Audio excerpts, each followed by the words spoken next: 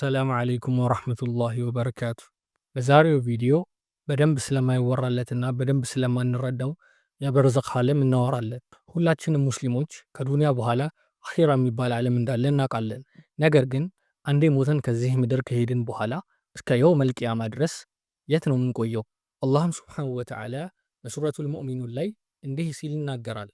ወሚን ወራኢሂም በርዘኹን ኢላ የውሚ ዩብዓሱን፣ ከስከፊታቸውም እስከሚቀሰቀሱበት ጊዜ ግርዶ አለ።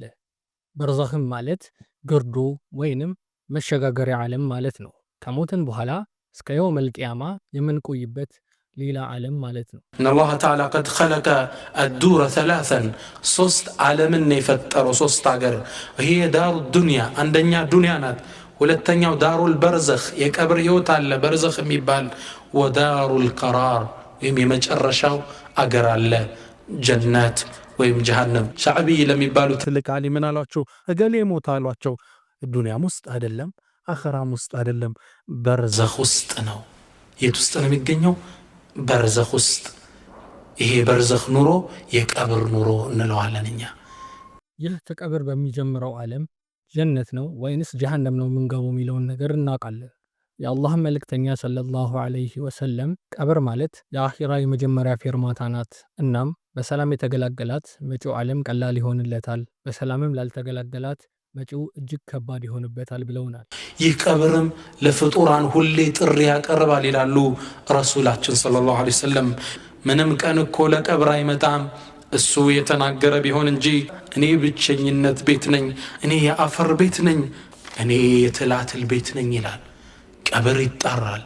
ሰርተንበት ስንቅ ይዘን እንድንገባ ይጠራናል። ካልሆነ ግን ቀብር ከባድ ቅጣት አለው። ቀብር ውስጥ ከገባን በኋላም ነኪርና ሙንከር የተባሉ ሁለት መላእክቶች መጥተው ጥያቄ ይጠይቁናል። መን ረቡክ፣ ጌታህ ማን ነው? ማዲኑክ፣ ሃይማኖትህ ምንድን ነው? እና መን ነቢዩክ፣ ነቢይህ ማን ነው? እነዚህም ጥያቄዎች በመሸምደድ የምንመልሳቸው ጥያቄዎች ሳይሆኑ ዱንያ ላይ በኖርንባቸው አኗኗር ዘይቤ ተንጸባርቀው የሚመለሱ መልሶች ናቸው። አላህም ይፈራ የነበረና ሰላቱንም ጠንቅቆ ጠብቆ የሚሰግድ የነበረ ሰው ጌታዬ አላህ ነው፣ ሃይማኖቴም እስልምና ነው፣ እንዲሁም ነቢይ ደግሞ ሙሐመድ ሰለላሁ ዐለይሂ ወሰለም ናቸው በማለት ቀለል አድርጎ ይመልሳል። ከዛም በኋላ ቀብሩ ይሰፋለታል፣ ብርሃንም ይሆንለታል። ነገር ግን ዱንያ ላይ ለስም ብቻ ሙስሊም የነበርን ሰዎች ይህንን ጥያቄ መመለስ ይከብደናል። ምክንያቱም ጥያቄውን ከቀልባችን እንጂ በምላሳችን ስለማንመልስ። የዛን ቀንም ምላሳችን ይያያዛል። እነኝን ጥያቄዎች መልሱን እያወቅናቸው እንኳን ለመናገር እንቸገራለን። ያኔም ቀብሩ ይጠብበታል፣ እንዲሁም ድቅድቅ ጨለማም ይሆንበታል። ነኪርና ሙንከር ይመጡና ያስቀምጡታል። ማን ነው ጌታ? አላቅም። ወማ ዲኑክ? አላቅም። ነቢዩ ማን ነው? አላቅም ይላል። ነቢዩን ማያውቃቸውማ ቁርአን አልቀራ ዲኑን አልተከታተለ። ከሰማይ ተጣሪ ይጣራል። ዋሽቷል። ወደ እሳት ያለውንም በር ክፈቱለት። ጭሷ ወላፈኗ ይመጣበታል።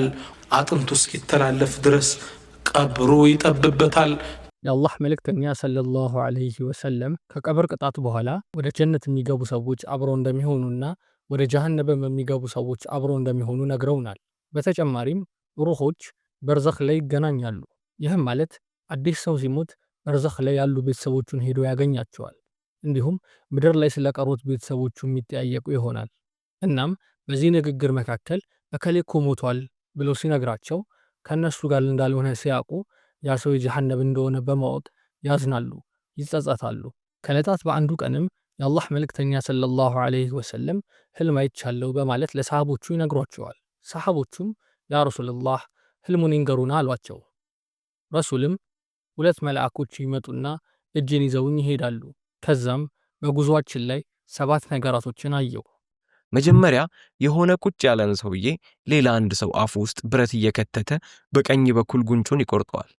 ከዛም በግራ በኩል ይሄድና ያንን ጉንጩንም ይቆርጠዋል። ከዛ ወደ ቀኝ ጉንጩ ሲመለስ ሙሉ እንደነበረው ሆኖ ያገኘዋል። አሁንም መቁረጡን ይቀጥላል። ከዛ ይዘውኝ የሚሄዱትን መላእክቶች ምንድነው ይሄ ብዬ ስጠይቃቸው ተወውና እንሂድ አሉኝ። ከዛም ሌላ መሬት ላይ የተኛ ሰው አየሁ። አጠገቡ ደግሞ ሌላ ትልቅ ድንጋይ የያዘ ሰው ቆሞ ድንጋዩን ጭንቅላቱ ላይ ጥሎ ይጨፈልቀዋል። ከዛም ድንጋዩ ተንከባሎ ሲሄድ ተከትሎ ሄዶ ያመጣዋል። ሲያመጣው የሰውየው ጭንቅላት እንደነበረው ሆኖ ይጠብቀዋል። አሁንም ድንጋዩን ይጥልበታል። አሁንም ምንድነው ይሄ ብዬ ስጠይቃቸው ተወውና እንሂድ አሉኝ። ከዛም በጣም ትልቅ ከላዩ ጠባብ ከታቹ ሰፊ የሆነ ምድጃ አየሁ። በውስጡ ራቆታቸውን ብዙ ወንድና ሴቶች አሉ። ከስር ሚነድ እሳት አለ። እናም የእሳቱ ነበልባል ከፍ ያለ ጊዜ ሰዎቹ የሚወጡ እስኪመስል ድረስ ከፍ ያደርጋቸዋል። ሲወርድም ይዟቸው ይወርዳል። አሁንም ምንድነው ብዬ ስጠይቃቸው ተወውና እንሂድ አሉ። ከዛም ሄደን የደም ወንዝ ላይ ደረስን። ወንዙ ውስጥ ደግሞ ሰው አለ እና ይሄ ሰው ዋኝቶ ሊወጣ ሲል ከውጪ ሌላ ሰውዬ ድንጋይ ያጎርሰዋል። በአፉ ድንጋዩን ይዞ ይመለስና አስቀምጦ ሊወጣ ሲመለስ አሁንም ድንጋይ ያጎርሰዋል። አሁንም ይሄ ምንድነው ብዬ ስጠይቃቸው ተወውና እንሂድ አሉኝ። ከዛም ሄደን ረጃጅም ዛፎች ያሉበት አረንጓዴ ቦታ ደረስን። ዛፎቹ ስርም አንድ ትልቅ ሰውዬ ከህፃናት ጋር ቁጭ ብሏል። ከዛፉ አጠገብ ደግሞ እሳት አለ። ያን እሳት ደግሞ የሚያቀጣጥልም ሰው አለ። ከዛም የሚወስዱኝ መላእክቶች ዛፉን ወጥቼ በጣም የሚያምር ቤት ውስጥ እንድገባ አረጉኝ። ቤት ውስጥም ትልልቅ ሰዎች፣ ወጣቶች፣ ሴቶችና ህፃናት አሉ። ከዛም ከቤቱ ወጥቼ ዛፉን በደንብ ወጥቼ ሌላ የበለጠ የሚያምር ቤት ውስጥ እንድገባ አረጉኝ።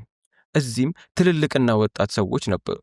በመጨረሻም መላእክቶቹን ስታዞሩኝ አደራችሁ፣ ያየሁት ነገር ምን እንደሆነ ንገሩኝ አልኳቸው። እሺ አሉኝና መጀመሪያ ጉንጩን ሲቆረጥ ያየኸው ውሸታም ሰው ነበር። የእሱ ውሸት ተንሰራፍቶ ዓለምን ሙሉ ያዳረስ ነበር። ስለዚህ እስከ የውመል ቂያማ ድረስ እንዲህ ይቀጣል። ጭንቅላቱ ላይ ድንጋይ ሲጫንበት ያየኸው ደግሞ አላህ የቁርአን እውቀትን ሰጥቶት ሌሊት የሚተኛበት እንዲሁም ቀን የማይሰራበት ነበር። ስለዚህም እስከ የውመል ቂያማ ድረስ እንዲህ ይቀጣል። ምድጃ ውስጥ ራቁታቸውን ያየሃቸው ሰዎች ዝሙተኞች ሲሆኑ፣ የደም ወንዝ ውስጥ ድንጋይ ሲበላ ያየኸው ደግሞ ወለድ የሚበላ ሰው ነው። ዛፉ ስርም ያየኸው ትልቅ ሰው ነቢዩላህ ኢብራሂም ዓለይሂ ሰላም ናቸው። ልጆቹ ደግሞ ዱንያ ላይ በህፃንነታቸው የሞቱ ልጆች ናቸው። ዛፉ አጠገብ እሳት የሚያቀጣጥለው ሰው የጀሃነም ጠባቂ መላኢካ የሆነው ማሊክ ነው። መጀመሪያ የገባህበት ቤት ውስጥ ደግሞ ያሉት ተራ ሙስሊሞች ሲሆኑ፣ ሁለተኛው ላይ ደግሞ ያሉት ሻሂዶች ናቸው። እኔ ጅብሪል ነኝ፣ ይሄ ደግሞ ሚካኤል ነው አሉኝ። ከዛም ቀና በል ብለውኝ ቀና ስል ከላይ ላይ ዳመና የሚመስል ነገር አየሁ። ይህ ያንተ ቤት ነው አሉኝ። ከዛም ቤቴ እንድገባ ፈቀዱልኝ ስላቸው ኖር ያልጨረስከው ዕድሜ አለህ፣ እሱን ጨርሰህ ስትመጣ ትገባለህ አሉኝ ብለው ለሰሃቦቻቸው ስለ በርዛኽ ያዩትን ህልም ተናግረዋል። የነቢዮች ህልም እንደኛ ህልም አይደለም፣ ወህይና እውነታ ነው። ስለዚህ በርዛኽ ላይ የጀሃነብንና የጀነትን ሽታም ሆነ ቅጣት እንደምናገኝ ይህ ሐዲስ ያሳየናል። ከዚህ ማስፈሪ ቅጣት የምንጠበቅበት ሁለት መንገድ አለ። የመጀመሪያው በህይወት እያለን ጥሩ ስራዎችን መስራት ነው። ሰላትን ጠብቆ መስገድ፣ ሰደቃ መስጠት፣ መጾም፣ እውነት የሆነን ነገር ብቻ መናገር፣ ዱዓ ማድረግና ሌሎችን ጥሩ ሊባሉ የሚችሉ ስራዎችን ጨምሮ መስራት ነው። ሁለተኛው ደግሞ ከሞትንም በኋላ አጅር ሊያስገኙልን የሚችሉ ስራዎችን መስራት ነው። የአላህ መልእክተኛ ሰለላሁ ዐለይሂ ወሰለም የሰው ልጅ ሲሞት ጥሩ ስራዎቹ ሁሉ ያቆማሉ ከሶስቱ በስተቀር ቀጣይ የሆነችን ሰደቃ ካወጣ፣ ሰዎችን የሚጠቅም እውቀት ካስተማረ እና ዱዓ የሚያደርግለት ጥሩ ልጅ ካለው ብለዋል ሰለላሁ ዐለይሂ ወሰለም። በተጨማሪም ዛፍ መትከል፣ ቁርአኖችንና የዕልም ኪታቦችን ሰደቃ ማውጣት፣ የውሃ ጉድጓዶችን ማስቆፈርና ከሞትን በኋላ ሌሎች ሰዎችን ሊጠቅሙ የሚችሉ ስራዎችን ሰርቶ ማለፍ ነው። በዚህም ከሞትን በኋላ ከቀብርና ከበርዛኽ ዓለም ቅጣት መዳን እንችላለን ማለት ነው።